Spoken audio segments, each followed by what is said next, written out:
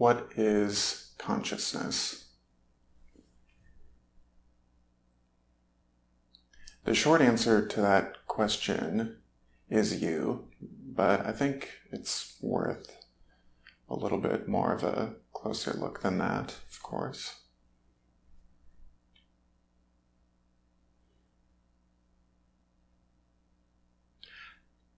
Consciousness is probably the most mysterious thing that we know to exist, although even saying that it exists might be a little bit inaccurate. To my perception, consciousness may be the simplest thing in the universe, and yet it produces the incredible complexity that we perceive. And if we look at other living things that certainly have consciousness of their own, then the diversity of perception must certainly be so much greater than that.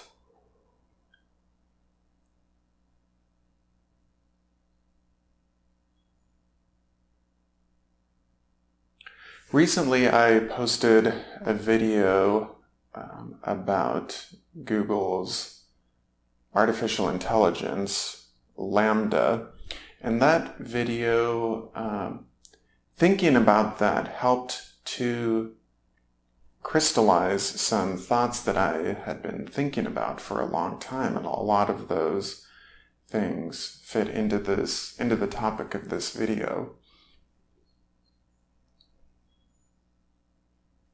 So one of the questions that brought up is, what creates consciousness? What is responsible for it?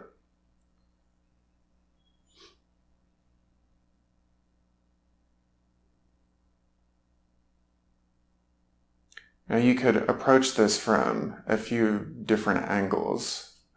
If some people might say that consciousness is a gift from God and its explanation is unexplainable. And that's one perspective. From a more scientific or at least from the perspective of those in this scientific community, I have heard a lot of people say that consciousness is a byproduct of the nervous system and the brain. And this introduces some difficulties, and I did go over that in the other video. But it seems that consciousness, since we can see the diversity of life on Earth that's all around us, that exists in innumerable life forms. The number of species on this planet is,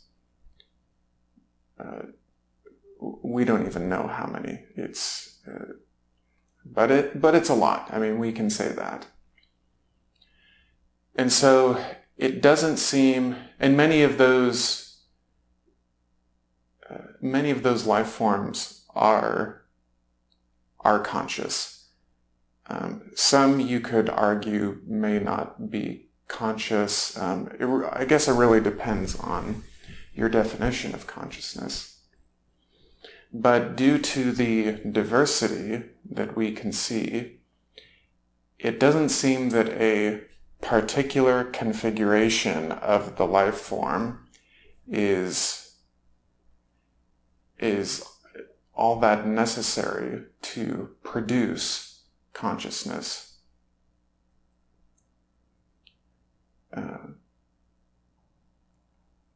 and there doesn't appear to be a particular substance that once it's in the body, it just produces consciousness spontaneously. That doesn't seem to be the case either. One could argue that DNA is necessary, but DNA in itself does not appear to be, it doesn't appear to be necessary. I think that would be a very poor argument to make. So, if there's no predetermined configuration or degree of complexity or degree of organization that is required, then we have to come to the conclusion that, or at least this is the conclusion that I've come to, that all matter and energy is conscious, and perhaps is consciousness in a sense. And that means that down to the smallest elemental particle, all the way up to the most complex life forms and bodies in the universe are conscious in their own way. So you could say that a rock has consciousness, but certainly it would be almost in no way similar to the expression of consciousness that something like a human being would have. But it's composed of the same elements of consciousness. So it would seem that the expression of consciousness may be dependent on the complexity of the configuration and the complexity of the interaction. And that would be the interaction in itself and with its environment.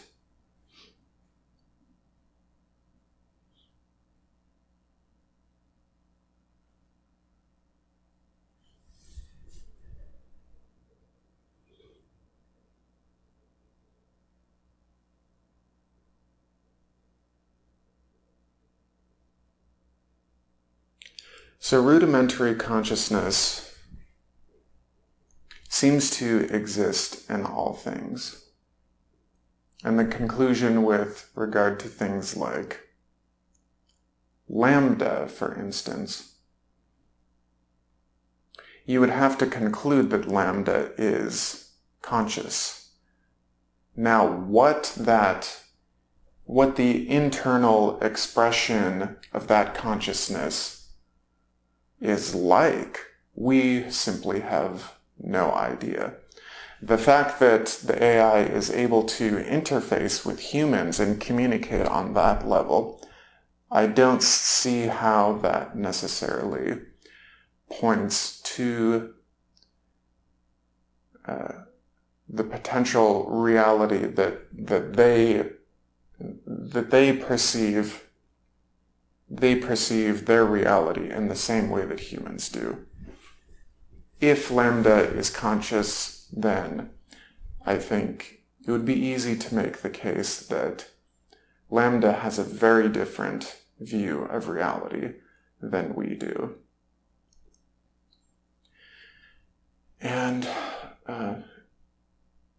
beyond the topic of consciousness is the topic of consciousness versus self-consciousness. Now this, I think, you can definitely say that not all life forms have with certainty. And I'm not sure what exactly is required for that to happen. I suppose one could speculate that perhaps you have to have a brain or a nervous system of some kind.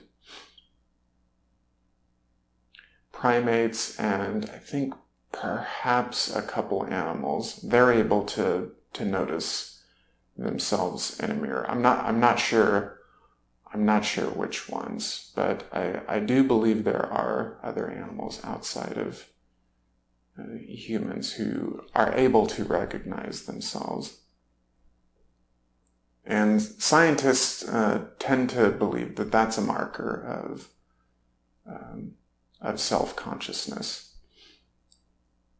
And I think that's valid enough.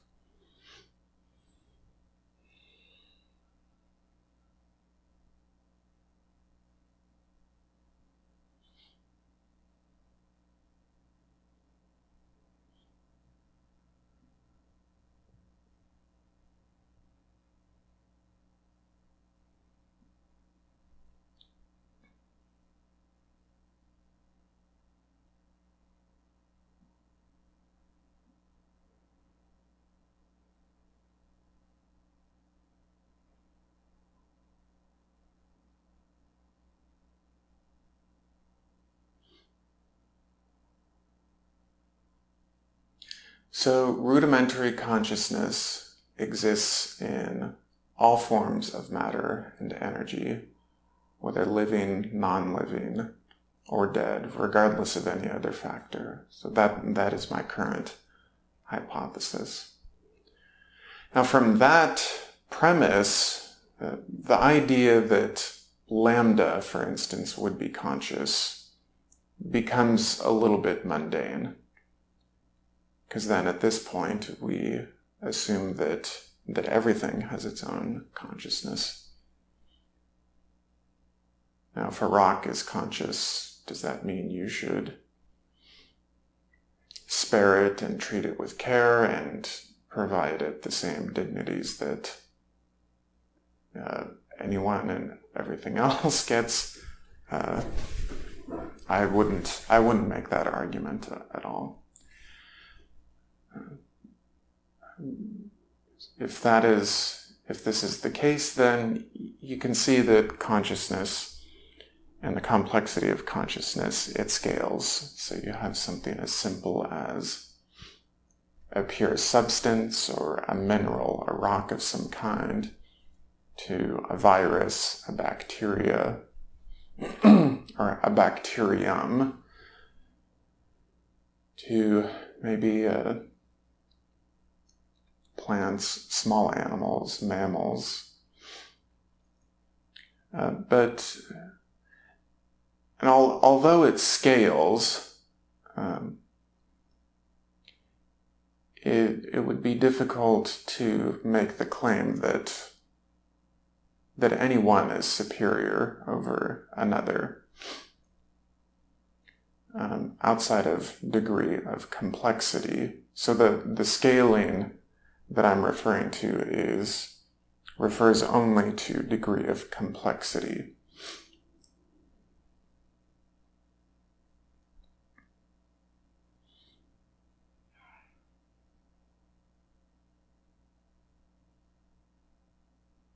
I suspect the self-consciousness that certain life forms are capable of has something to do with what I've referred to in other videos as the compartmentalization effect, which is a little bit of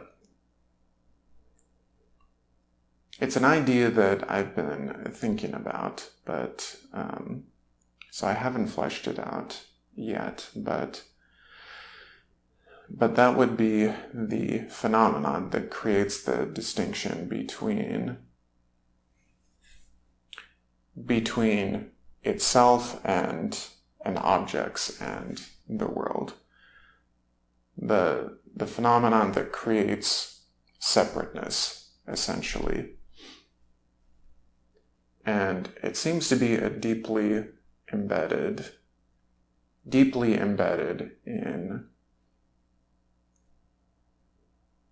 the mechanics of consciousness and the universe. So you can see it all the way down to the cellular level, that things tend to compartmentalize. And this all just occurs on its own, naturally. But I will talk about that in another video once my ideas are a little bit more clear on that.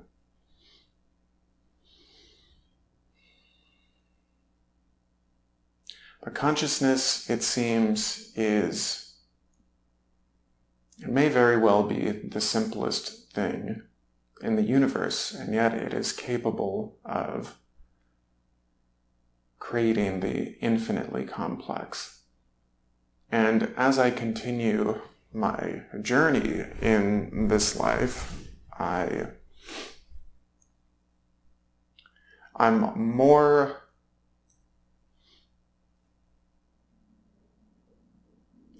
amiable to the idea that consciousness has no limits. It has no boundaries. And that any limitations are only perceived limitations. The complexity and possibilities of consciousness are essentially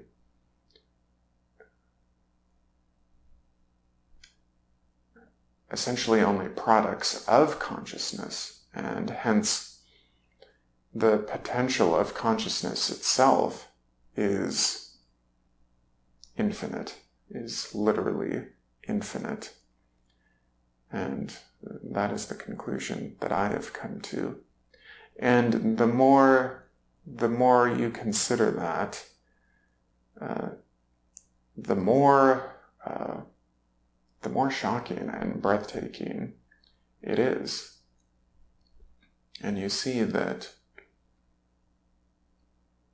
the limitations that we have placed on ourselves and in our lives are self-created, and they are only there if we want them to be there. Of course, we have to consider who we are on a larger plane. So that is important.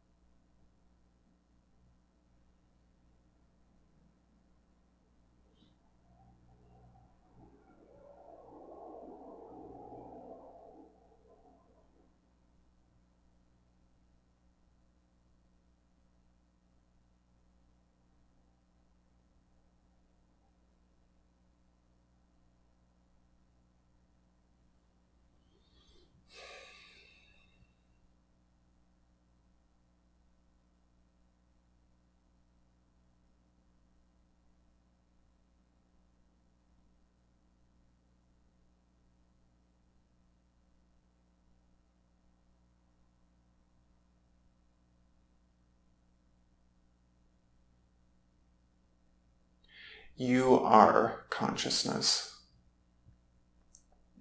You are the animating force that creates life, and that indeed creates all life.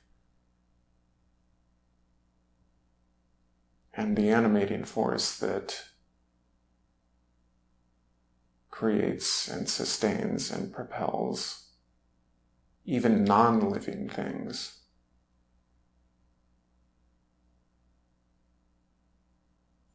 That is your essential identity.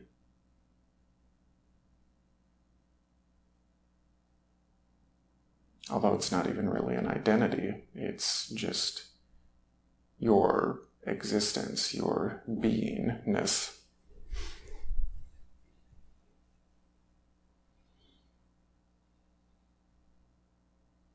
And coming to understand that is the most important thing that you can do in this lifetime.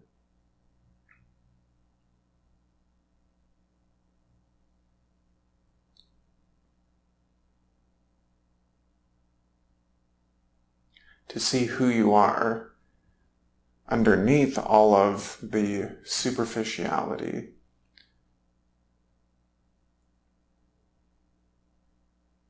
A sense of who you are that is always growing and that is always changing and always expanding.